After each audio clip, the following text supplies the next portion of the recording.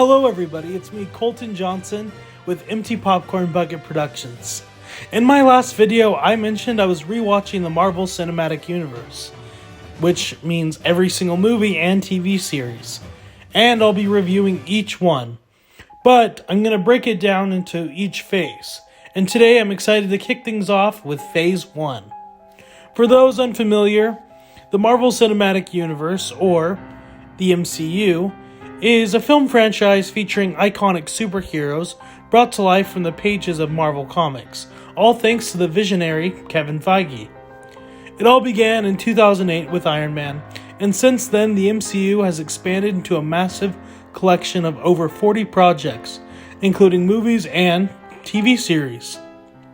For this rewatch, I chose to follow release order instead of timeline order. I felt like it was the best way to experience the films as audiences originally did. Plus, it allows for more of a critical look at how the MCU has evolved over time. For Phase 1, I watched and ranked each movie on a scale of S tier to F tier. And there will be no F tiers in this video, but in future phases there may be. So without further ado, let's dive into the movies that started it all. Iron Man. Released in 2008 and directed by Jon Favreau, Iron Man is where it all began. I remember sitting in the theater as an 8-year-old, absolutely blown away by what I was seeing. Back then, I had no idea what was going to be the start of a cinematic universe, but the experience was monumental and sparked my long love for Marvel. Before this, my exposure to Marvel was limited to Spider-Man, Hulk, and the X-Men, but Iron Man changed the game for superhero movies. It's one of the best in the MCU, with Robert Downey Jr. giving an absolute perfect performance as Tony Stark.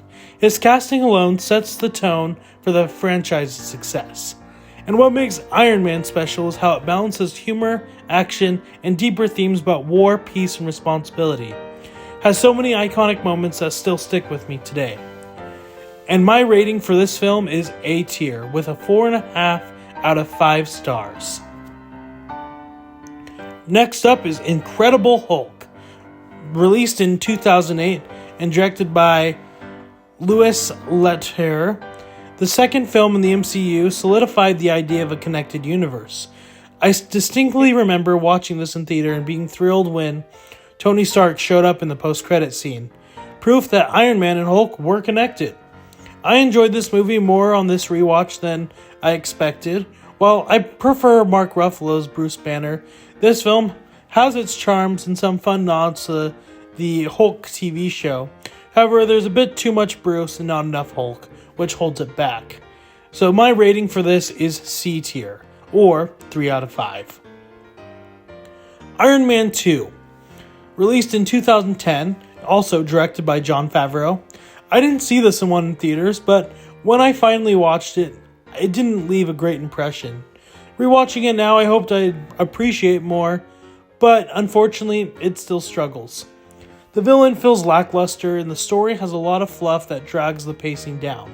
That being said, there are a few highlights like the introduction of Natasha Romanoff and the recasting of Rhodes. I also love the nods to Walt Disney and Epcot. So my rating for this is D tier, or 2.5 out of 5 stars. Thor, directed by Kenneth Branagh.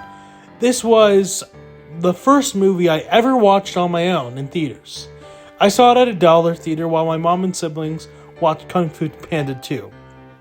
Even as an 11-year-old, I noticed its flaws, particularly in the first 30 minutes, which dragged quite a bit. That being said, Loki stood out as a fantastic character, and the film does a good job introducing Thor and Asgard. On this rewatch, I found it slow and uneven, especially towards the end, but I've grown to appreciate its role in the expanding MCU. So my rating for this one is C tier, or 3 out of 5. Captain America: The First Avengers. Directed by Joe Johnston. Now, here's where things get really good. Captain America has always been one of my favorite Marvel heroes. This movie perfectly captures Steve Rogers' story. This rewatch reminded me of just how heartfelt and inspiring the first Avenger is. It's beautifully paced and a great origin story with fantastic score and strong characters. And it sets the groundwork for the MCU's storytelling and gives us one of the most iconic heroes of all time. So my rating for this one is A tier, or 4.5 out of 5 stars. Finally, in the Phase 1, it all led up to The Avengers, released in 2012, directed by Joss Whedon. The Avengers was a dream come true. I remember the excitement of seeing the teaser at the end of Captain America, realizing that everything was building towards this epic crossover.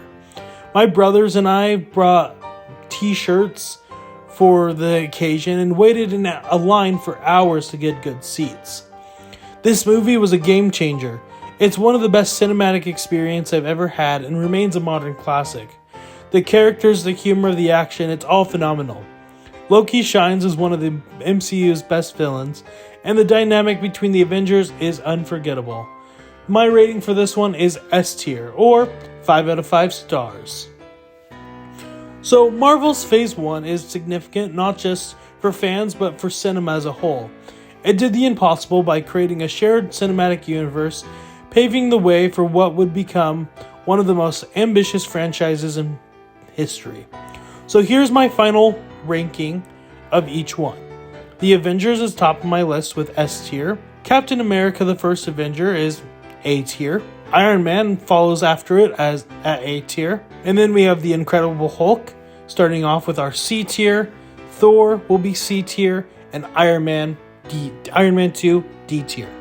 So as I continue each phase, instead of doing the individual phases for my rankings, I will just include what movies come after in this ranking. So you'll see these Phase 1 MCU movies as well.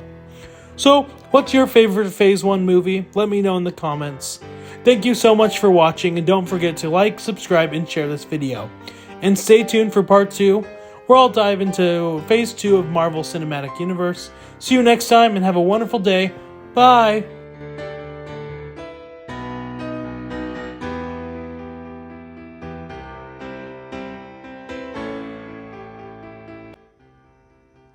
You're still watching?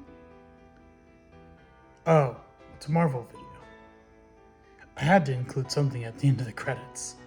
Well, if you are still watching, make sure you share with your friends, and don't forget to subscribe for more and awesome videos. Bye!